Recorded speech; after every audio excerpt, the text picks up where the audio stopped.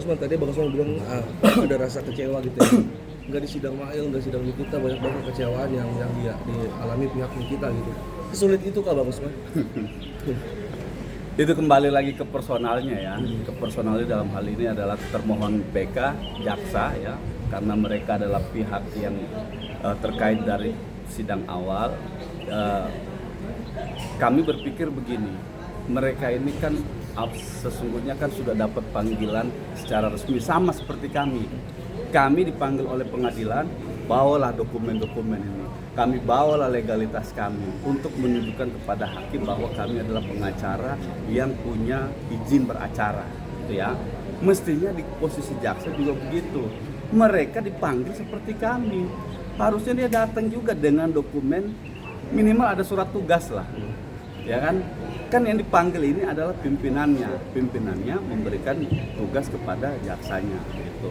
Nah ini surat tugas nggak ada, ditanyakan sama hakim, mana surat penunjukan Anda menjadi kuasa dari kejaksaan, nggak ada. Surat tugas mana, nggak ada juga. Loh, ngapain datang kalau nggak ada ini, kalau nggak ada surat tugas atau surat penunjukan dari pimpinan. Nah itulah yang kami bilang, kekecewaan ini bukan hanya perkaranya Niki. Kalau di perkara Niki mereka nggak datang, ini datang tapi tidak membawa surat-surat gitu loh. Nah makanya kita bilang ini agak lucu juga nih jaksa. Merasa janggal nggak sih Bang? Ya apa nggak sampai ke pimpinannya panggilan ini apa bagaimana saya juga nggak tahu gitu. Kira-kira begitulah ya. Bang, di sidang Nikita Mirzani kan abang memohon Nikita agar datang, mungkin di sidang Mail kali ini abang sama. Jadi karena tadi permohonan itu tetap akan kami sampaikan, tapi karena tadi jaksanya tidak dianggap hadir oleh hakim, maka disimpulkan hari ini tidak ada persidangan gitu. Artinya persidangan hari ini cuma sebatas memeriksa legalitas dokumen terkait dengan keabsahan kami sebagai advokat. Nah, sama juga seperti itu. Kami juga akan meminta nanti kepada hakim agar diberikan kesempatan pemohon PK prinsipal Ismail Marzuki untuk datang ke sidang peninjauan kembali. Sama seperti yang kami mohonkan juga kepada Nikita. Bahkan kalau Nikita kemarin setiap persidangan kami minta kepada majelis untuk kemudian Nikita Mirzani bisa didatangkan di pengadilan ini. Di sidang kali ini mungkin seberapa matang Bang untuk menghadirkan para ahli, mungkin Bang ada berapa? Insya Allah kami masih yakin besar ya terkait permasalahan ini. Kenapa? Karena penerapan pasalnya yang salah. Faktanya jadi gini, PK itu salah satu yang bisa diajukan untuk menjadi PK adalah kehilafan atau kekeliruan. Oke? Terlepas itu orang berpandangan mesti harus pakai novum. Itu adalah kalau ada novum, kalau kita temukan novum gitu. Tapi hukum mengatur selain hilaf, selain novum ada kehilafan, ada pertentangan putusan. Sekarang di KUHP baru ditambahkan satu, ketika misalnya putusan itu didapati ternyata ada dugaan ada terbukti ya, ini terbukti sudah berdasarkan putusan pengadilan ada suatu menyuap di dalamnya, maka itu menjadi salah satu alasan tambahan di dalam pengajuan PK. Nah, kami mengajukan alasan khilaf ini karena apa? Faktanya dakwaan apa, ya faktanya apa, terus kemudian putusannya apa? Ini tidak sinkron. Tiga aspek ini tidak sinkron, baik itu dari dakwaan atau tuntutan yang di tingkat pertama, kemudian hakim PN, hakim PT mempertimbangkan faktanya berbeda dengan yang terungkap di persidangan, lalu oleh Mahkamah Agung membenarkan semua kesalahan ini. Nah ini yang kami koreksi, bahwa kami mengatakan Pak Hakim, Bu Hakim ya yang terhormat di Mahkamah Agung, ini putusan salah, hilaf. Kenapa? Hukumnya adalah pasal 27B, jadi didakwa pasal 27B, Mail. Kemudian dituntut dengan pasal itu juga dinyatakan terbukti, tapi faktanya bukan seperti itu. Faktanya itu adalah penilaian terhadap sebuah produk. Produk apa? Produk yang sudah beberapa kali kami sampaikan itu adalah glowing booster cell. Nah, oleh karenanya kami mau menghadirkan ahli.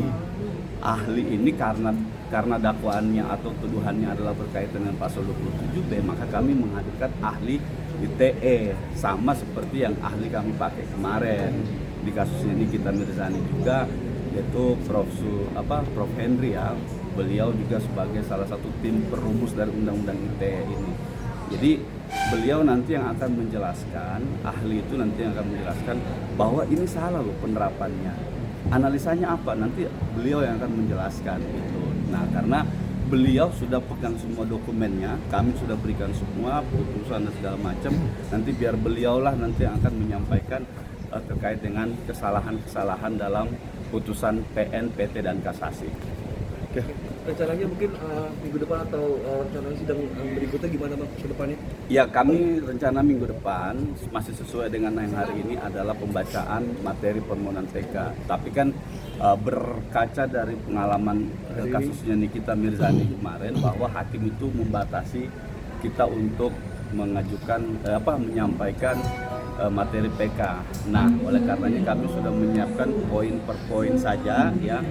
Dengan poin per poin itu, tapi sudah intinya, substansinya sudah masuk ke situ semua. Karena setahu kami kalau pengalaman kemarin itu maksimal 30 menit ya. Tapi insya Allah nanti sidang berikutnya kami maksimalkan di waktu 30 menit itu untuk menyampaikan materi-materi. Itu sih sebenarnya.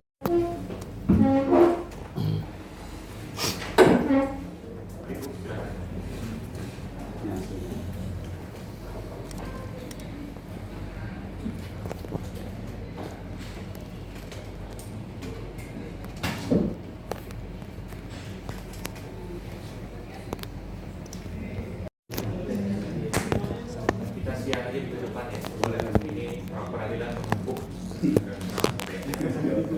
Saya juga.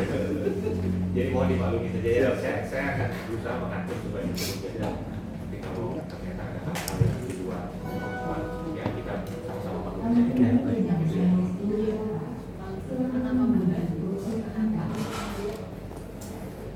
Kami sendiri itu bukan dari sidang kami.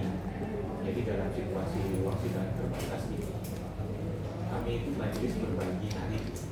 Majelis hari itu dapatnya hari Senin kalau ya dapatnya Selasa, Kamis, dan Jumat.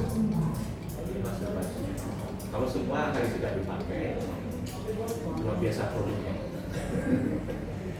Tetap dulu Jumat ya, tetap dulu Jumat, tapi nanti siang pukul 1 setelah sholat Jumat. Ya, ada yang mau disampaikan sebelum saya tutup? Nanti kami akan layangkan panggilan, tapi ini ya saya hargai kehadiran saudara. Tapi silakan datang ya, panggilan akan sampai juga.